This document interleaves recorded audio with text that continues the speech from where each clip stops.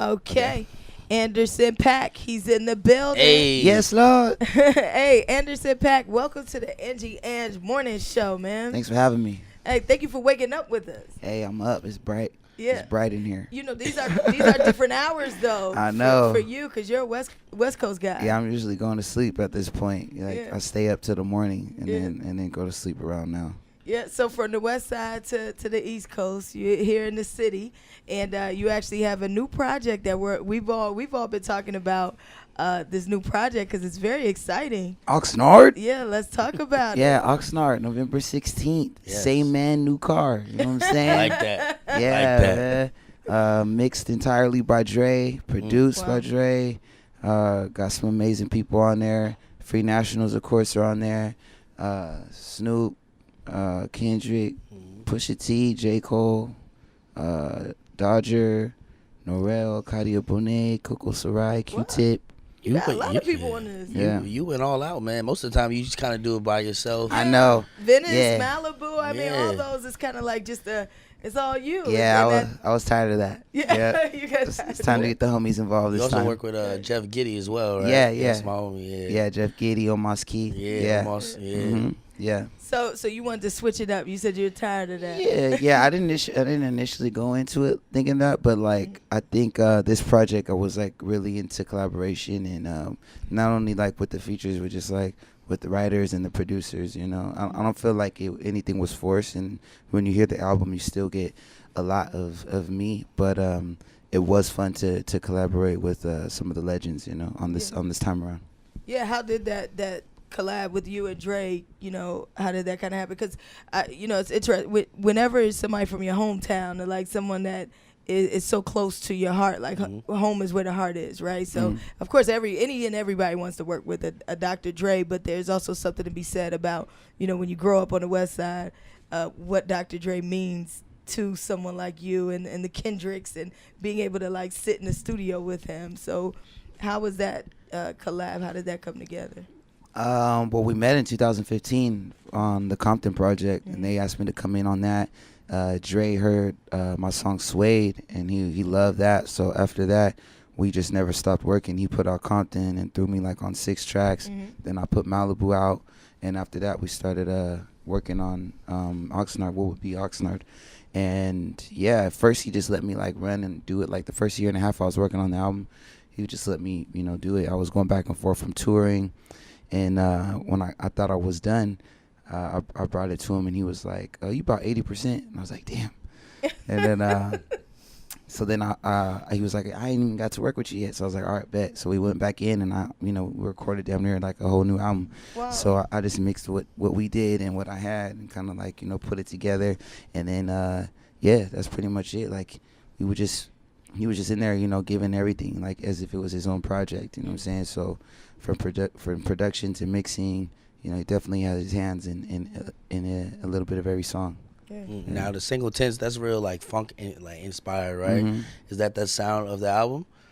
One of the sounds. Okay. Yeah. I think we had a lot of fun embracing the fact that I have a lot of range and dynamic. Yeah. So that's been my whole thing, and like my fans know that like you just never know what to expect, but we're here for it. You know what I'm saying? So we really have fun with that on this album. So we got the funk 2-step one, we got the festival booty clap one, Like we that, got, you like know what I'm that. saying, the slow chill, you know what I'm saying, vibes. And yeah, we just having fun with like each kind of vibe. Yeah. Yeah. That's amazing. No, it's one of the things I love about your albums when I listen to Venice and Malibu is the range, right, and the stories that you're telling in it, and it's exciting. And then when I saw you perform live, I was looking forward to seeing you perform live, and you had the Fillmore sold out, I think like 2 nights in a row, back to back. So I managed to get up in there, and I watched you on all these different instruments. I watched you play Go crazy. multiple instruments. What instrument did you start with, like growing up? What did you start with, and how did you end up just being able to play so many different instruments? Did that come naturally to you? The Always an drums interest? came naturally. Okay. Yeah, that was it. I started playing drums when I was like 11 or 12, and that one for some reason was just really natural to me. And when I seen that I could make like my mom dance and people dance through drums, I just like kept doing it. And I started playing in church. And then like I messed around on the keys a little bit, but yeah, everybody be like, yeah, you play like 50 instruments, but honestly, I play drums. Like, that's it. It's just like, but I know people are not used maybe to seeing like someone play and Yeah. sing. So like, I think that they just kind of round that off to like, all these he different. pretty much plays every instrument. Yeah, but Yeah. Nah, I just drums is my thing. Yeah. Yeah, no, you go crazy with the drums. Yeah, thank man. you. It's exciting. I mean, the energy that you have on Yeah. stage and your presence on stage is always awesome. It's fun to watch. Yeah. Yeah, you gonna be performing around here anytime soon? Yeah, I'll be back. It'll probably be around spring. Okay. Yeah. Okay. Once the album is out on the 16th, then we'll start. Talking about the touring and stuff.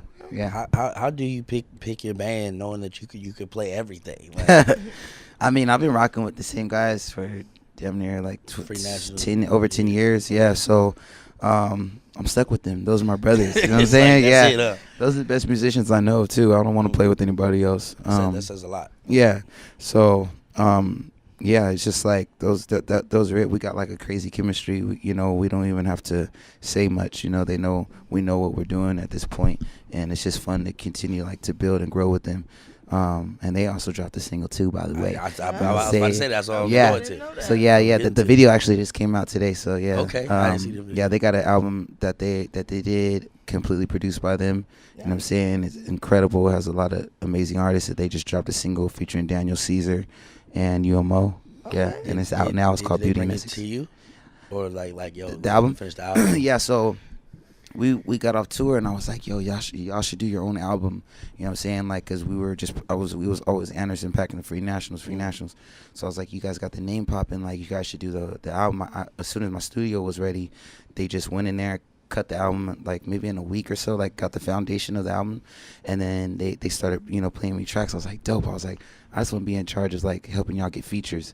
So they they just like would send me tracks, and I was like, oh, this is dope. I'm gonna see if Daniel get on this. I'll see if Callie can get on this. Nice. And eventually it's just like they started building up an incredible album. Yeah. Way to look out for your people. Hey man, they look out for me. Yeah, they Yeah. make you sound good. Yeah. One of my favorite songs, also a friend of mine, Mac Miller, who passed. Yeah. Dane. Mhm. I saw that you was out there for his event. What was that like to kind of like pay homage to him after everything? I know y'all was cool. Yeah. It was beautiful. The vibe was right. Felt like he was there. You know what I'm saying? A lot of people that I hadn't seen in a while, a lot of friends and artists that I didn't know and that I knew very well, I got to see out there. And the crowd was just like, you could feel, like the crowd was loving it. And it was dope because he always brought people together. And again, that's what he did that night. You know what I'm saying? He brought everybody together. Yeah, it was amazing to be able to play and meet his parents. Yeah. Did it feel crazy to kind of like play without him doing that song? Yeah. But I don't know. I felt like he was there. You know what I'm saying? When we did it that night, and I was kind of dreading playing it, but it was just like, I don't know. I felt like at ease when I was playing it that night, and it felt like he was with me. Yeah. Amazing. That's dope. Yeah, with two other artists and just people listening even now. I mean, we look at the Mac Millers, we look at all these artists that we see out here that we glorify. You see their work, and you don't know what's going on behind the scenes with somebody, or you don't know what's happening outside when the Instagram is off, when the lights are off, things like that. What would you say, or how do you even like cope just outside of all this stuff? Like, what else do you do to kind of get your mind off of things or switch it up? Because a lot of times artists, once you get to the music business, you're in a business, and it runs a lot different than your art. The way you create art is going to be different from the way you have to conduct business. So how do you kind of find your balance or just keep yourself in a good space mentally? Family. Yeah, just Do you get to see them a lot? I don't get to see them as much as I want to, and it gets busier every year. But whenever I can, whether I want to or not, I get my family around. You know what I'm saying? And sometimes I'm like, it's easy to get isolated and to like kind of distance yourself from friends and family in this industry because you want to have your time alone and all this stuff. But the family is what keeps you grounded and keeps you back, down to earth. So whenever I'm around, I just try to hit them up. When I got family in Philly, and even just a little couple hours that I have, it's just like, yo, come meet me here and let's just drink and talk, and eat. And then I got a bunch of sisters and my wife and my kids back home. So it's like, whenever I have that time, I gotta be with them. They keep me grounded and keep me, down to earth, because like everybody around you, you can kind of just like, everyone's just kind of like, yeah, you're great, you're the greatest, and kind of filling your head up, and then that can get annoying. But when you're around your family, it's like, you know, that's that foundation. They know what you was like before everything. So just keeping them around helps me. Yeah. Speaking of kids, though, before I let you go, so I follow you on Instagram, right? And you put this picture up of you as a young kid. Yeah. I didn't know you were on the thick side. Yeah. Man. You had a little chunk. You had a little chunk going on.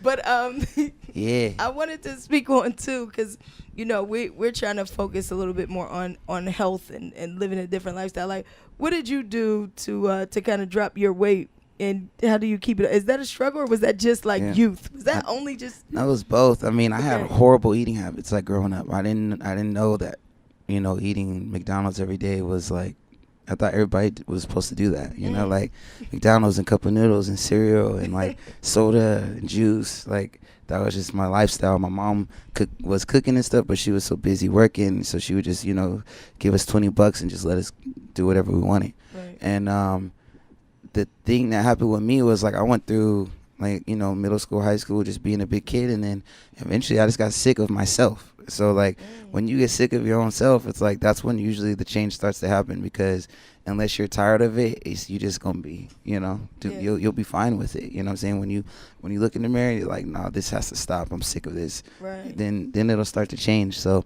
yeah, I just changed up my eating habits. Like it was as simple as that. Like, you know, I just started drinking water. I completely gave up soda, gave up beef, pork, and really? Like cold turkey? Like you just walked away from I was sick. I was like 18, 19. I had not been laid yet. I was like I had my braces off. Like I was like, nah, man, forget this. Like I'm about to get it popping. Like I'm gonna lose weight. I'm gonna get a girlfriend, and I'm gonna get it cracking. And like 6-pack. Yeah. I just started a 6-pack. On the treadmill, just started running. I wasn't really in the weights now. I just started running and taking things out of my diet, and then the weight just fell off. And then it was just like, a little bit after that, I ended up having a kid. And a whole wife. Yeah. A kid and a whole wife. Wow, so it went beyond your expectations, beyond your It started off as just trying to get some, turned into now I'm married with kids. That's it, man. Got snatched up real quick. That's a testimony, right? Yeah, look, man. You know, I got a testimony. Hey, go be a Shandil. Hey, Shando. Drop a little weight and look, change your whole life. Yeah. No, but that's good. So do you still like? Are you active? Do you still like? Do you do treadmill? Or are you more so like one of those like you pay attention to what you eat and you just kind of like mindful eating? How does it work? Yeah, that's pretty much it. I'm like a lazy healthy guy. Like I go in and out of working out. Like I just hate working out, but I know it's mandatory. But I'm more so diet. You know what I'm saying? Like there's just still a lot of stuff I don't eat and a lot of stuff I do every day. Like, you know, just drinking plenty of water. I still don't eat beef or pork. I don't eat chicken. So like my diet, you know, so I don't really eat bread. You know, so I've been kind of messing up like on this tour run because we've been going to a lot of places, you know, where they got good stuff. But yeah, there's a lot of stuff that I just cut out of my diet in order to like kind of, you know, maintain. And then when I get into a routine like on tour, then I usually start working out, and I do a lot of like sweating on stage and stuff too. Between drumming and jumping and performing, I'll be trying to like low key work out on stage too. So if it looks like I'm working out with the dance moves, that's probably what I'm doing. When I always, you know, when people tell their losing weight stories, they all talk about like energy just going up. Did you find that your creativity, your energy levels like went up as well when you cut a lot of that out? Yeah. Your energy, how you think, you know, it's just everything just starts to sharpen up, and you know, it's it just, you know, the people like that even around you, you know, you start to, you know, I think you inspire them to like get on their shit too, you know. So I think it affects everything. Yeah, it's like your attitude, everything. Yeah. Now we have inspiration. Hey, we know what we need to do. Chicken thing is gonna be hard for me, but chicken man, was tough. Look, now you said beef. You cut out everything. I mean, this is like vegetarian. I'm pescatarian. Pescatarian. Well, yeah. Not quite there. You be all right. I think we can do some cutting back. Cut back on the McDonald's, right? You don't need that every day. But Anderson .Paak, man, we appreciate you for stopping by. Appreciate you. Again, let everybody know November 16th. It's a celebration. 16th, Oxnard. We headed up the coast. Same man, new car. Aftermath. Yes, Lord. I like that. Yeah, man. Anderson Paak. Let's get it. Thank you. You know when it's